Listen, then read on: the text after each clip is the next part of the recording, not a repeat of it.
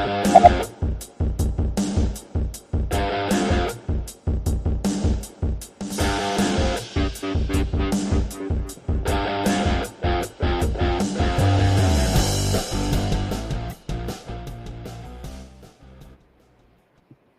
morning, hockey fans. This is Stephen Heisler with HeisHockey.com, the Victorious Hockey Company, and the Junior Hockey Discussion Group on Facebook.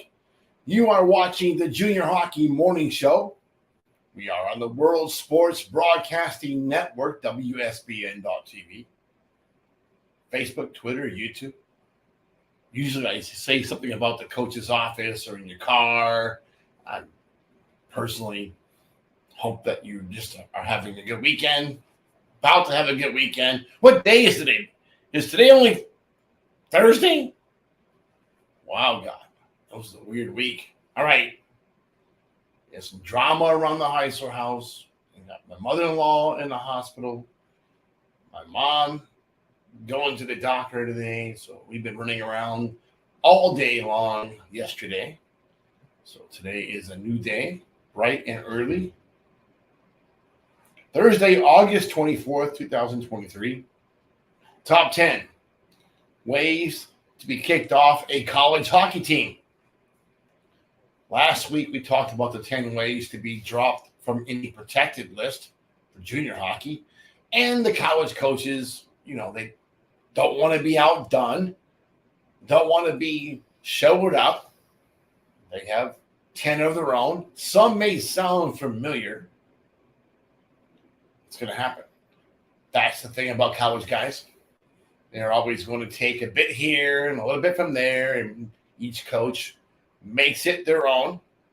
And this list is quite the same. Different meanings. Some things are switched up a little bit. I think you'll like what you have to hear. Maybe at the end, might be a little bit funny. Some things are not funny. First one is interesting. Gotta love these guys. Number 10. Order chicken fingers and a milkshake for pregame meal at a restaurant while everyone else is eating pasta. Ooh. I'm not a nutritionist. Chicken fingers and a milkshake might not be the best pregame meal. Kind of stepping outside the box there, player, aren't you? You can see why the coach may not find that to be very amusing. Number 9, talk bad about the program or the coaches to any and everyone. Yeah, running your mouth, I can see where that might cause some, coaches to be uncomfortable with your presence. That would happen. The me before team attitude. We see that in junior hockey. We see that from prospective hockey clients. That when we hear too much of that, we just kind of, hope that you have a good career. Maybe not the kind of kid you want to put our name on. Next, player, have your parents call and visit to complain about playing time. Yeah, I can see how colleges may look upon that as being a negative. You're 24 years old. Mommy and daddy come to campus. Even worse when they throw the money around the prospect. That's even worse. They go to the athletic director and say, we want to make a donation in exchange for my son getting onto the power play. Now, they may have a negative impact on your playing time. You see that? Or on your stall space. Especially if you forget when you have class and never show up. College hockey is still hockey, but it's also still college. You have to go to school, have to maintain your grades. That's kind of the whole point. It's one of those things. You show up late to all team functions. Late to practice, late to meetings, late to events, late to the bus, late to the plane. Yeah, coaches frown upon that. Understandable. I know a few coaches at the college level that have absolutely not a single hair on their head. Maybe that's why. fail or barely pass multiple classes.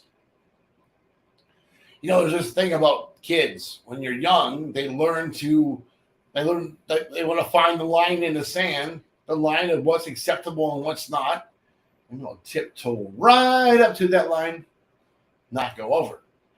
Or maybe they inch over and put a few toes over the line. My own kids did that. Tested the old dad. What's dad going to tolerate? Kids, if you are skirting the line of academic eligibility all the time, maybe school's not for you. Maybe trade school's a better option. Men's league hockey is a better option. It's one of those things. You see, number 3, the countdown. Fail a drug test or 2. Yes, I can see this. Marijuana, meth, what else is out there? Heroin, fentanyl, all those things are a good way to get kicked off a team. Fentanyl has a way of, stopping your heart, so you can be kicked off more than a team.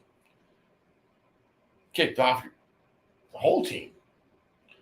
Number 2, confront a coach physically or verbally. Yep, checking the coach in practice, dropping the gloves of the coach in practice, telling him that he should be skating, not you. Ask if he can do it better than you. Those are all ways to find an empty stall. Yes. And the number 1 way to get kicked off a college hockey team: sleep with the coach's wife. I did not write this article. I did not come up with these top 10.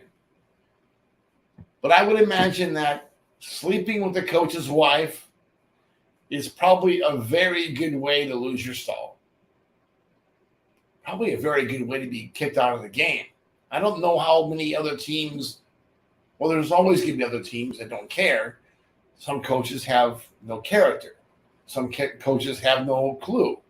And maybe there's a spot for you in the Federal Prospects Hockey League. Maybe you can go over to Europe.